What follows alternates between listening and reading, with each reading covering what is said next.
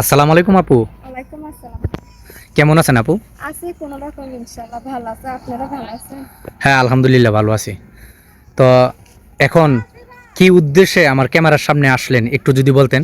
আইছি অনেক আশা করে আইছি প্রতিবেদনের সামনে। হ্যাঁ, যদি একটা ভালো স্বামী পাই, যদি আমার মনের মতো একটা মানুষ পাই যে সারা জীবন আমার পাশে থাকবে, আমার দায়িত্ব নেবে, হ্যাঁ, আমার সাইডে কখনো না যাবে, এরকম একটা লোক পাইলে আমি সারা জীবন তার সাথে থাকবো। সত্যি বলতেছেন? মিথ্যা সত্যি কথা বলবেন না, কারণ এটা সত্যি কি বলতে বলতে গেলে কান্না আসে কেন? বাবা মা ছোটবেলা থেকে চলে গেছে না। হ্যাঁ, আমার দাদি বুড়ো মানুষের কাছে থাকি, অনেক কষ্ট অভাবে অনেক কষ্ট দিন যায়, কতদিন খাই কতদিন না খাই থাকি। মানুষের বাড়ি কাজ কাম করি, এই বান্ধবী বুঝেন মেশিন চালায়, হ্যাঁ জি, বাড়ি কাজ কাম করি, অনেক কষ্টই আছি অভাবে আছি। এই প্রতিবেদনের সামনে আইছি, যদি একটা ভালো মনের মানুষ পাই বয়স হলে সমস্যা হবে না।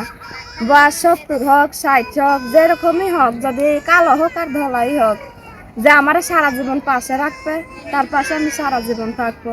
এমনই মানুষ চাই যে সারা জীবন জীবন আমার হাত ধরে থাকতে পারে, আমার কখনো ধোকা না দেয়। আমি অনেক কষ্ট বড় হয়েছি। অনেকে বিয়ের কথা কইতে আইছে বুঝছেন, হ্যাঁ, অনেকেই বিয়ের কথা বলতে আইছে, কিন্তু অভাবের মধ্যে বিয়েটা হয় নাই। এমনও কেউ আইসে বলে যে বিয়ে কর, বিয়ে সুন্দর, এত সুন্দর মাইয়ে তোর এখনো বিয়ে হয় নাই, তুই বিয়ে হবে না, ডাইছে রিজিক, ডাইছে আমার কপাল। রাইট। কেন? আমি তো অসহায় মানুষ, কোন রকম আমি কাজ করি, আমার দাদি আর আমি খাই, অনেক অভাবে দিন জি, চলে। বিয়ের কথা তো যৌতুক চায়, হ্যাঁ মোটর সাইকেল চায়, কতজনে সোনার চেন চায়, তো হেদের দব কি নিজেই খাইতে পারি না, অনেক অভাবে থাকি, কষ্ট থাকি, তার ঠিক। জন্য বিয়েটা হয় না। প্রতিবেদনের সামনে আইছি, একটা ভালো মনের মানুষ যদি পাই বা আসলে সমস্যা হবে না। সে যদি আমার বলে যে ভালোবাসা তুই আমার সাথে চলে আয় পালিয়ে যাব, সে যদি বলে তার সাথে আমি পালিয়েও যাবার, যদি বলে তোমার বিয়ে করবা সে দেশে এসে বিয়ে করব কি বিয়ে বসবা, আমি তাতে রাজি আছি।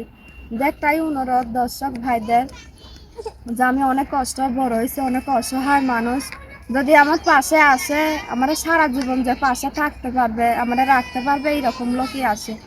আমি কোনো ধন সম্পদ কিছুই চাই না, কোনো রকম পেটে ভাতে খাই, দুটো ডাইল ভাত খাইয়ে নামাজ কালাম পড়তে পারি, এইরকম একটা লোক চাই আমি আমার লাইফে। আমি যেমন অনেক অভাবে আছি, অনেক কষ্ট হয়, যদি একটু সুখের দেখা পাইতাম তাইলে মনে করতাম কোনো কষ্টই হয় নাই।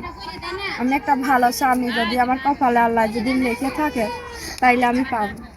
আশা আছে আল্লাহর কাছে, দিয়ার মালিক হয়েছে আল্লাহ, তাও আশা রাখছি এই প্রতিবেদনের সামনে এসে একটা যদি মনের মানুষ পাই তা আমি বিয়ে বসবো, তার জন্য এই প্রতিবেদনের সামনে আইলাম।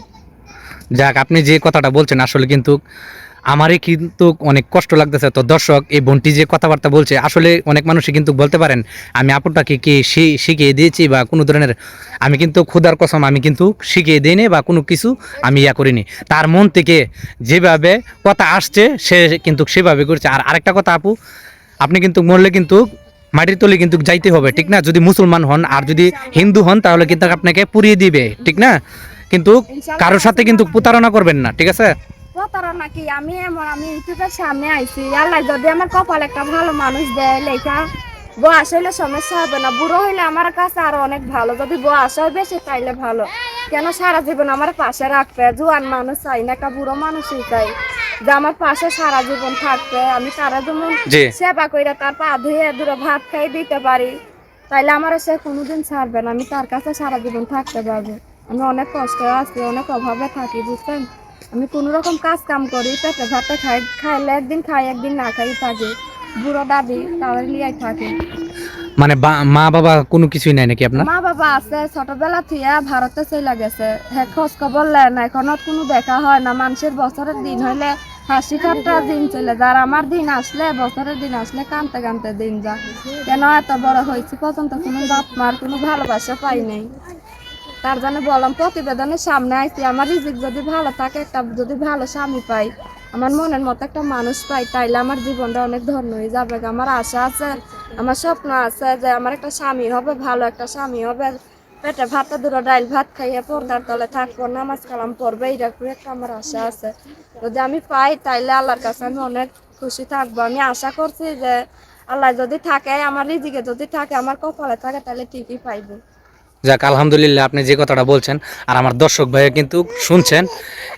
একটা কথা কি, যেটা সত্য এই মেয়েটা কিন্তু এই সত্য কথাই কিন্তু বলছে।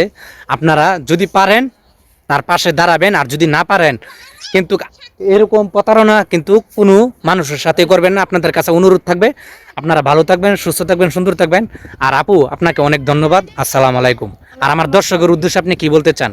দর্শকের উদ্দেশ্যে বলতে চাই যে দর্শক ভাইরা সবাই তো ভিডিওটা দেখবে, যে সারা জীবনের জন্য পাশে থাইকে যে থাকবে, সেই ফোন দিয়ে আলটু পাল্টু কথা না কইও, খারাপ ভালো না কইও। প্রতিবেদনের সামনে আইছি, অনেক কষ্টের বেড়ে আইছি, যাতকালে যদি একটা ভালো আমার কপালে থাকে স্বামী পাই, তাইলে ঠিকই আল্লাহর রহমতে পাইব আশা আছে।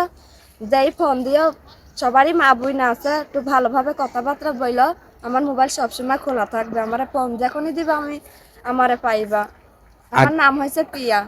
পিয়া, তো আপনার নাম্বারটা কি এটা নাকি? হ্যাঁ, নাম্বারটা একটু বইলা দেন না, এমনি বইলে। আচ্ছা, আমি নাম্বারটা বলতেছি। এই যে নাম্বারটা আসলে কিন্তু ক্যামেরার সামনে আমি বলে দিতেছি, হ্যাঁ।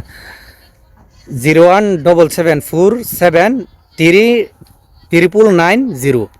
তো নাম্বারটা আমি আবারও বলতেছি, 01774799990। তো সুন্দর মতো আমি নাম্বারটা বলে দিতেছি, শুনছেন কিন্তু, ঠিক আছে? এই নাম্বারটা আপনারা ফোন দিবেন, অবশ্যই কিন্তু তাকে পাবেন। আপনারা কিন্তু যারা ভালো মানুষ, তারা, আমি আবারও বলতেছি, তারাই ফোন দিবেন। তো ভালো থাকবেন, সুস্থ থাকবেন। আসসালামু আলাইকুম। ওয়ালাইকুম আসসালাম।